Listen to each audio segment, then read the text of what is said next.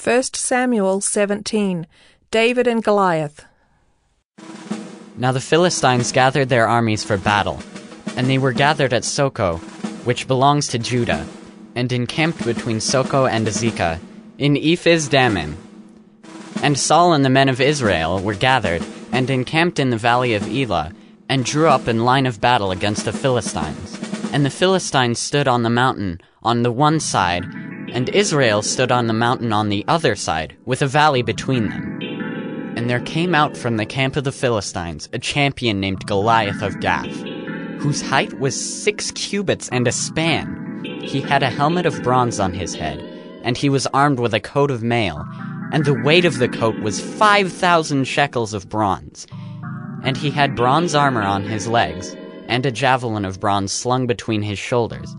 The shaft of his spear was like a weaver's beam, and his spear's head weighed 600 shekels of iron. And his shield-bearer went before him. He stood and shouted to the ranks of Israel, "Why have you come down to draw up for battle? Am I not a Philistine? And are you not servants of Saul? Choose a man for yourselves, and let him come down to me. If he is able to fight with me and kill me, then we will be your servants. But if I prevail against him and kill him, then you shall be our servants and serve us." And the Philistine said, "I defy the ranks of Israel this day. Give me a man, that we may fight together." When Saul and all Israel heard these words of the Philistine, they were dismayed and greatly afraid. Now David was the son of an Ephrathite of Bethlehem, in Judah, named Jesse, who had 8 sons. In the days of Saul, the man was already old and advanced in years. The 3 oldest sons of Jesse had followed Saul to the battle, and the names of his 3 sons who went to the battle were Eliab, the firstborn, and next to him was Abinadab, and the third Shammah. David was the youngest. The 3 eldest followed Saul, but David went back and forth from Saul to feed his father's sheep at Bethlehem. For 40 days the Philistine came forward and took his stand morning and evening. And Jesse said to David his son, "Take for your brothers an ephah of this parched grain, and these 10 loaves, and carry them quickly to the camp to your brothers. Also, take these 10 cheeses to the commander of their 1,000. See if your brothers are well, and bring some token from them." Now Saul and they and all the men of Israel were in the valley of Elah, fighting with the Philistines. And David rose early in the morning, and left the sheep with a keeper, and took the provisions and went, as Jesse had commanded him. And he came to the encampment, as the host was going out to the battle line, shouting the war cry. And Israel and the Philistines drew up for battle, army against army. And David left the things in charge of the keeper of the baggage, and ran to the ranks and went and greeted his brothers.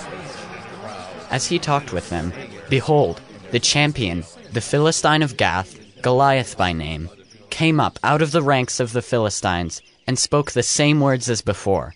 And David heard him. All the men of Israel, when they saw the man, fled from him and were much afraid. And the men of Israel said, "Have you seen this man who has come up? Surely he has come up to defy Israel. And the king will enrich the man who kills him with great riches, and will give him his daughter, and make his father's house free in Israel." And David said to the men who stood by him, "What shall be done for the man who kills this Philistine, and takes away the reproach from Israel? For who is this uncircumcised Philistine, that he should defy the armies of the living God?" And the people answered him in the same way, "So shall it be done to the man who kills him." Now Eliab, his eldest brother, heard when he spoke to the men. And Eliab's anger was kindled against David, and he said, "Why have you come down? And with whom have you left those few sheep in the wilderness? I know your presumption and the evil of your heart, for you have come down to see the battle." And David said, "What have I done now? Was it not but a word?" And he turned away from him toward another, and spoke in the same way. And the people answered him again as before, When the words that David spoke were heard, they repeated them before Saul, and he sent for him. And David said to Saul, "Let no man's heart fail because of him. Your servant will go and fight with this Philistine." And Saul said to David, "You are not able to go against this Philistine to fight with him, for you are but a youth, and he has been a man of war from his youth."